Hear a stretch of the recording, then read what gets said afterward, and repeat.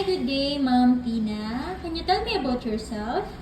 Good day, ma'am. My name is Christina Cruz, 48 years old, widow, and I have one son, 21-year-old boy. I am a college graduate and I finished BS Accountancy.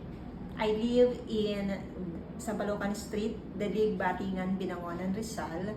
I have 3 brothers and 4 sisters, and I am 7th in the family. Alright, thank you. Then how would you describe yourself? I am cheerful, trustworthy, and hardworking. I can work under pressure and with less supervision, and I can follow employer's instruction.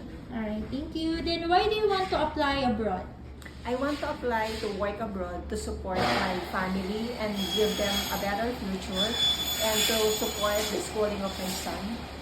Alright, thank you. Then do you have any work experience abroad? I previously worked as a housemaid for 2 years in Hong Kong, finished contract. Alright. And then please indicate your duties and responsibilities as domestic helper in Hong Kong. I take care of their kids and assist them in their schooling and dance school activities. I also do the cleaning around the house, cooking meals, washing the dishes, doing the laundry, and ironing the clothes. Alright. Then aside from that, do you have any work experience locally here in Philippines? After Hong Kong, I came back in the Philippines. I also work as a helper, and from January 2020 until December of 2022. Alright. Then please indicate your duties and responsibilities as helper here in Philippines. I assist in her son in schooling and preparing for the meals. And then I also do the household chores, cleaning, washing the clothes, and cooking. Alright, thank you. Then are you willing to take care of small children, newborn baby, or elderly person abroad? I am much willing to take care of toddlers, kids, and elderly person. Alright, thank you. Then how would you take care of naughty children and children with temper tantrums? I will be attentive to them and talk to them in a calm and compassionate manner, and I will encourage them to read books, play, and to read stories to distract their attention. Alright. Then how about if the newborn baby is crying at night? Sorry. I will check the baby if the diaper is full, or if it is time to feed the baby, and I will also check the temperature of the baby. Alright.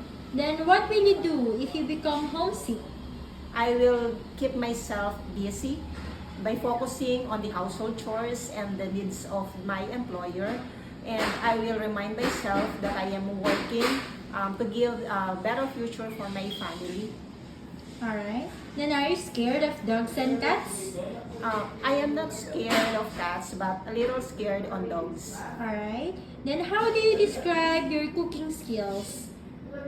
I know Filipino foods like adobo, sinigang, and menudo. And I am also willing to learn the employer's native food. And I am a fast learner. Alright. Then do you have any food allergy?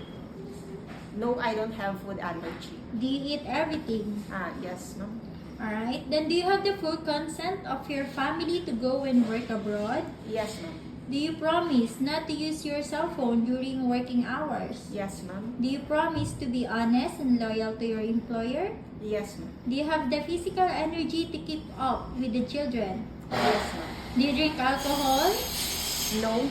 How about smoking? No, ma'am. Do you have any body tattoo? No, ma'am. Do you have any history of surgery or serious sickness in the past? No, ma'am. Are you willing to share a room with the children?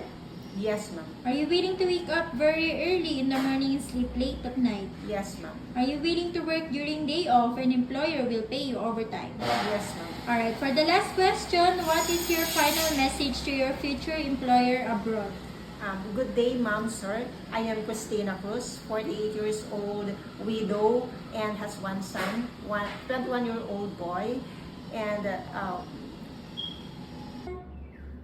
I am cheerful, trustworthy, and hardworking person. And I promise myself to finish my 2 years contract and willing to extend if my employer still needs my service. And I also promise to give my best service and to treat your family as my family.